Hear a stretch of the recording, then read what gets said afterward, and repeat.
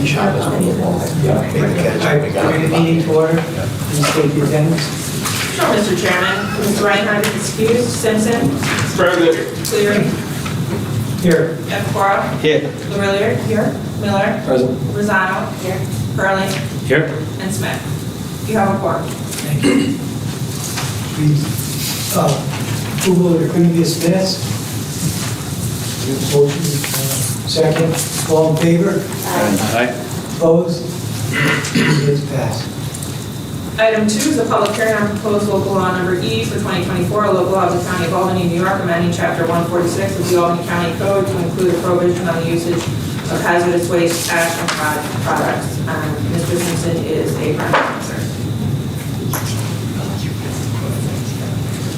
The only thing I would say about this, forgive me, I got COVID. You look at the conditions today and over the weekend, these are very toxic substances, very arsenic, cadmium. The leaching that can happen from this extensive rain, this extensive heat is a major hazard. So, I think we've gone through a couple of iterations of this and cleared out everything. So hopefully we will pass this because of the seriousness of these chemicals. Any questions from the committee? Could I have a motion? So moved. No, I'm not a member of the committee. Oh, okay. I'd like to ask a question. Go ahead, Paul. Sorry. Hey, Mert, I know you're behind the pole over there, but there have been some DEC regulation changes very recently that have, in essence, from what I understand, have done some of this and will impact the Norlite facility out in Cohoes. How do these standards go above what DEC does? I'm not sure that they necessarily go above. Well, I guess I will tell you from my point of view, I don't think Albany County ought to be having its own hazardous waste regulations that are specific to Albany County that go above what DEC does. They are charged with the regulatory rubric and compliance statewide.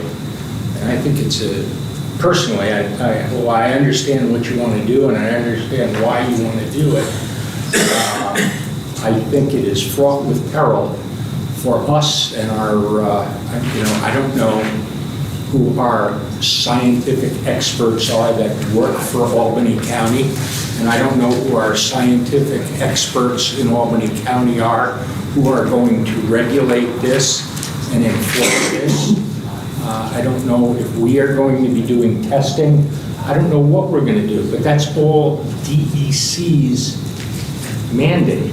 And I think this is not a really good precedent for us to go down. Well, we could respectfully disagree. I think very much the DEC is slow to do the optimum thing that's necessary. And I think that we shouldn't let that stop us from taking the lead like we always do.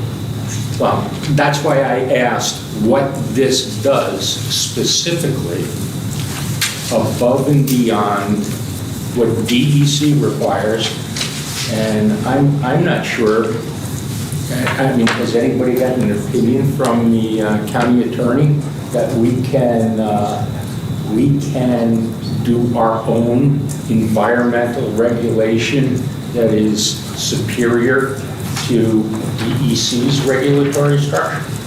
You can generally always do something more restrictive.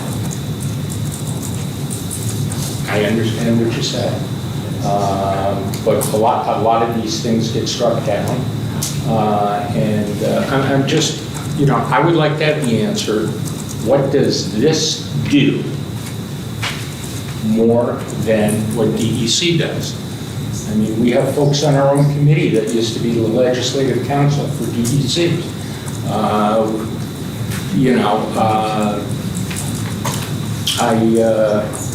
I think we have some regulatory respect for DEC. And, it troubles me when we say, well, they're a little slow, so we just want to do what we want to do faster, and then not know how we go above what DEC is requiring. I think that's a little fraught, really. That's all I'll say at this point. Respectfully disagree. Okay, absolutely. Any other questions? Yes. Yeah, I see that there's now exemption in here for the, Speak up, Joe. hi, yes, I see that there's an exemption here for hazardous waste material from Albany County. Could you address that? Well, I think the elements that we talked about in the county are elements other than the ones listed here: arsenic, barium, cadmium, chromium, lead, etc. Good. Chairman? Good. I can probably speak to that a little bit.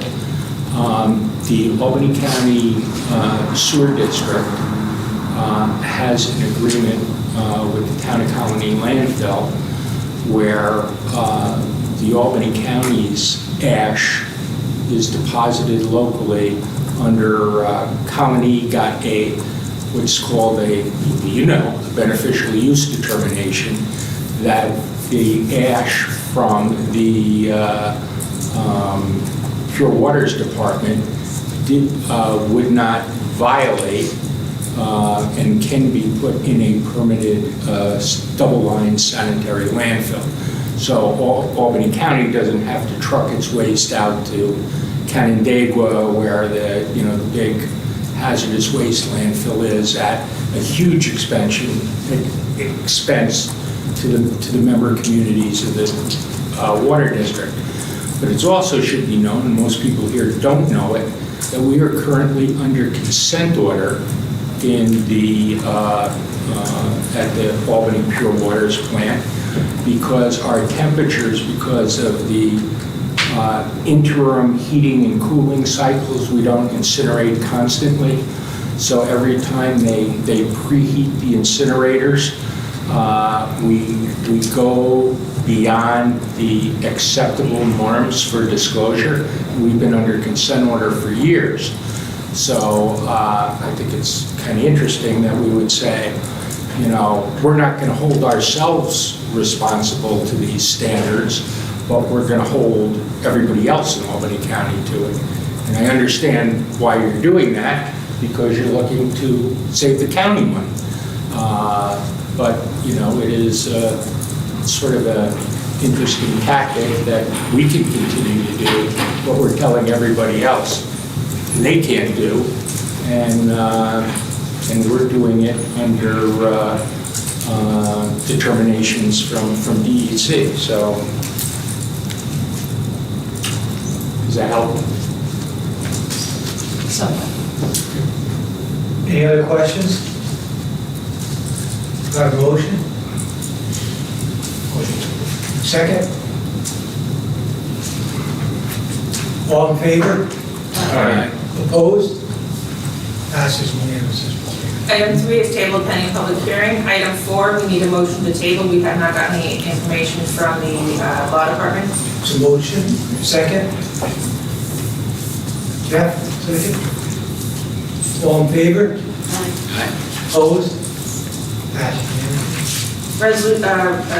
Number 5 is Resolution 374, requesting the Department of General Services to conduct a feasibility study regarding the placement of public use electrical vehicle chargers at all county properties, including vacant parcels. Ms. Pavlos, here this evening. Hey. Chair, John? members. So this is a resolution that would direct DGS to study the location of possible sites for electric vehicle chargers throughout the county, specifically on county properties. We do have a number of county properties that may be eligible for such siting. We know that EV chargers are needed in the county. People are increasing their use of electric vehicles, and particularly in the downtown areas and urban areas and more densely populated parts of the county, people do not have driveways, they do not have ways to snake a line out their window and charge their electric vehicle. So that would be something of a focus of this, but this would be a study of the entire county to see where county properties might fit and to begin a real plan for siting our electric vehicles. The county currently has 27 electric vehicles in its own fleet. We have 33 hybrids, and we have about 25 charging stations right now that the county vehicles use for their own charging. We would like to increase those numbers as we are going greener every year with our intent for the county fleet, but also to make some of those EV chargers available to the public as well, who is struggling to find places to use the electric vehicles when they're buying them in good faith and trying to make our city a better place and more environmentally sustainable. Does anybody from the committee have any questions? Jeff? Yeah, thank you, Mr. Chairman. Do we envision providing any guidance to DGS as to, what we would like to have as a result, like in terms of numbers or geographic coverage, or do we just kind of leave it to them to tell us what? At this point in time, we're really throwing it wide open. This is struggle with the infrastructure as well, and I would have a difficult time instructing DGS as to what the infrastructure capacities are at the properties that the county have as they relate to the needs for EV charging station. So this study is much more getting information for us to be able to plan moving forward. And am I correct in assuming we envision these to be not free for use, that the end user would be charged? Probably longer term, that would be the situation. For many of these, the initial use would be for the county fleet. So we'd like DGS to look at how can we best coordinate where we're siting these, using them for the county fleet, but also make them available to the public, and long term, that will probably be the way that they'll all be going. Any other questions from the committee before Paul goes? Okay, Paul. Yeah, question. You talk about, one of these things is, one of the categories where you want to put these in is vacant lots. How are we going to know whether it's a county vehicle, or are we just providing free electricity with it to anyone with an EV? Okay, so for starters, we're not saying we necessarily want them to be vacant lots. We would just like DGS to consider vacant lots as a possibility, since oftentimes those vacant lots are intended for turnover, but they may be locations that we might be interested in if the EV needs and infrastructure is there. So that may be a good fit, but we're not instructing DGS to site on vacant lots, just to consider this. I guess, once again, it's an economics concern, but I don't know what it costs the county for a charge.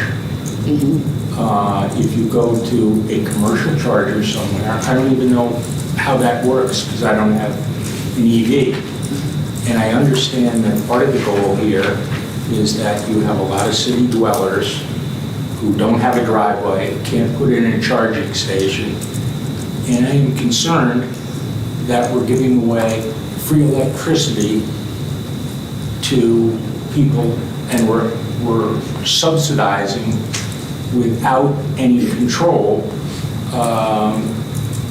many people's automobiles. I would like someone to have a free gas station for me to stop by, which would be nice. But I think what you got to put in here is some sort of economic analysis that relates to cost as well. I mean, I've talked to people who said when they charge their car in their home, You know, some people say it costs $8, some people say it costs $14, some people say it costs $30. I have no idea as to knowing why that is, why they may be different, et cetera. But I think, you know, we would be well served to put something in here about asking them to study the economics of public chargers as well. So that's absolutely part of the longer-term intent. I think we first need to assess the properties that we have and see what's available to us. We will, I really doubt that this will be our last study and plan that we make as far as how we're going to site EV chargers, because the need is growing so rapidly. The other piece of the economic side of this is that it is changing so rapidly. So if we had DGS do an in-depth economic study at the same time as we're looking at the siting right now, by the time the study was completed, it would be obsolete. So the focus of this right now is to look at the sites and see if they're appropriate, which ones might be appropriate, what direction we might want to go in planning, and the economic aspect of this definitely needs to be considered. And I would assume that DGS will start that, but it won't be the in-depth look that we will need longer term. Paul? Matt? Motion? That's Paul. Thanks, Nick. Actually, Susan pretty much answered what I want to say, which I think is an important point to make, which is I appreciate what Paul has to say. It's very much Absolutely. cart before the horse kind of deal, because this is just figuring out whether we can put these things there. Then if we can, what do you do from there? I do a lot of work with, so I just want to say I appreciate the study. I do a lot of work with a different group on EVs, and the biggest hole that we have in the whole EV rollout potential is inner cities. You know, for those people that are in, 30-story buildings, how are we going to get all those people into that kind of situation if we want to make everybody EV?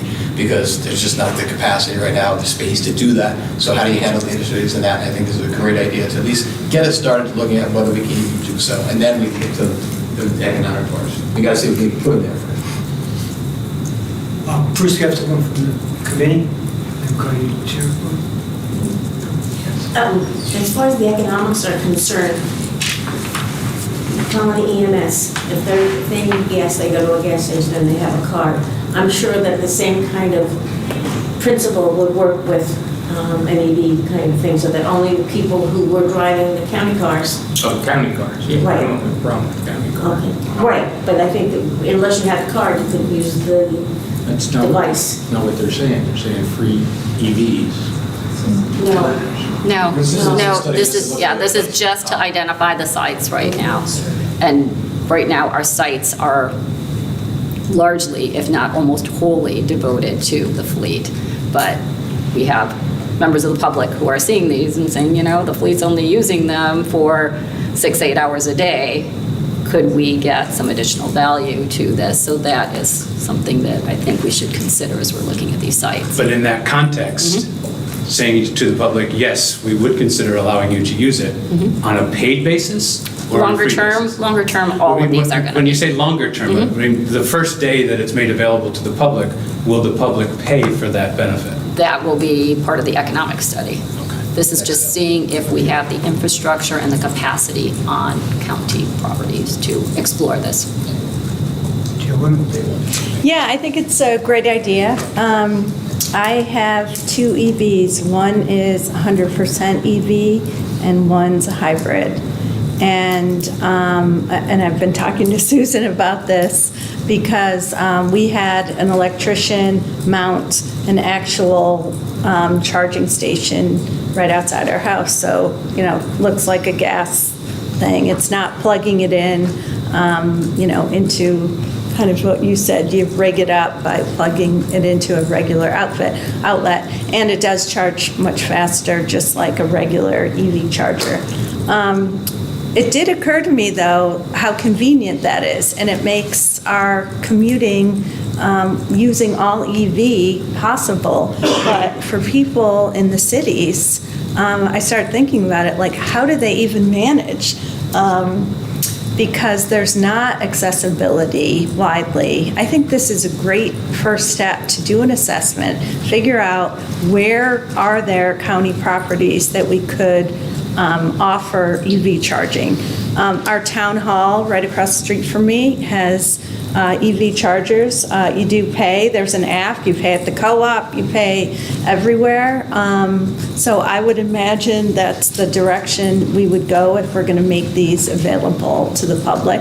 I think that's kind of a no-brainer. But I do think the first thing is, what is the lay of the land? Are there places where we could actually bring in EV charging stations like the co-op has, like, municipalities have, to allow for people in the city so they don't sweat it out, probably worried that their EV is going to die on the way to the co-op or to the rail trail when they're going for a walk and they're going to charge. I mean, I don't know how you manage that. That's a lot of stress if there's nothing that is readily available. So I love this. I love the study idea. I think it's a great first step. Joanne, I have a question. How much did it cost you personally to put it in? retrofit, to do this? I'm texting my husband because I don't know what any of this costs. I don't remember, but we did it as part of a larger project where the electrician was already there. And Brent had already kind of done the assessment of where, he's an engineer, so where it was going to be.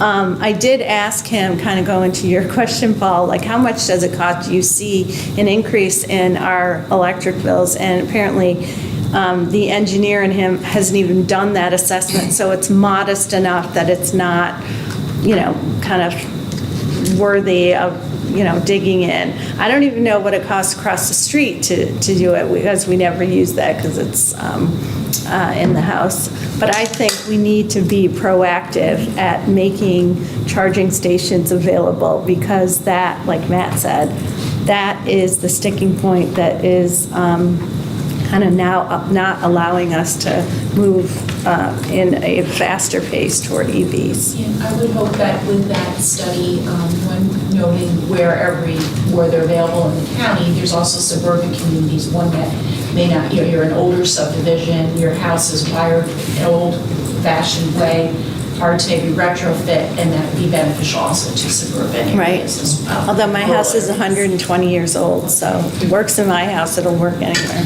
And just to answer your question about that, the language of the bill was amended already to include all of the county, which it always included all of the county, but before there were a number of communities that were highlighted, and now we've instead highlighted all municipalities. So it's very clear that. Do you have an additional question? Yeah, just an observation. I think this is a tremendous initiative, and I support it wholeheartedly. I would, however, feel more secure if some of the things that have been articulated here at the committee level were perhaps reflected in the actual legislation, to the extent that we are talking about the end user being sort of subject to market rates. I could very easily see this great initiative and down the road saying, well, okay, now we have these things, and gosh, it's not fair that people in Delmar can afford to put in a charging station, but people in the city can't, so we'll wind up subsidizing, and that would be unfair to my constituent, my low-income constituents in Knox that went and had to install, and then see a counterpart in a denser area getting the service, either free or subsidized just by virtue of the fact of where they live. So I think we should. I'm heartened by the conversation around the table that we envision, whether it's long-term or first day or whatever, that this would be a market-based offering. But I think that should be not just in the legislative record. I think that should be in the legislation itself. I don't think we're at that point yet. That's what feasibility. We'll look at all that there. And I agree, it's a great idea. Well, it could impact the feasibility. I mean, whether it's, again, I'm not an engineer, but in terms of the guidance to general services, are we talking about a free service, or are we talking about a market rate service that could impact feasibility, so. Well, it sounds like everybody in this committee is not looking at a free service, but Okay, well, then that'll come down the then road. that should be memorialized. You're on tape. Can we have a motion? A second? Second. Matt, second? Yes. All in favor? Aye. Opposed? Passed. Motion to, And there's a sixth item. It is an addendum. I believe it's on Granicus as well, but it was all handed out to you. It's Resolution 116. It's authorizing agreements. This is the resolution that came previously was authorizing agreements with various municipalities regarding non-referral items for the Albany County Planning Board. The whereas has the Town of Colony in it.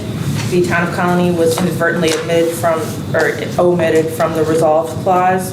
It's a Scrivener's error and really doesn't need to be fixed, but law has asked us to do it in a belt and suspenders way of being proactive. So we would literally be adding the words Town of Colony to the resolved, and we would ask that the committee move this out.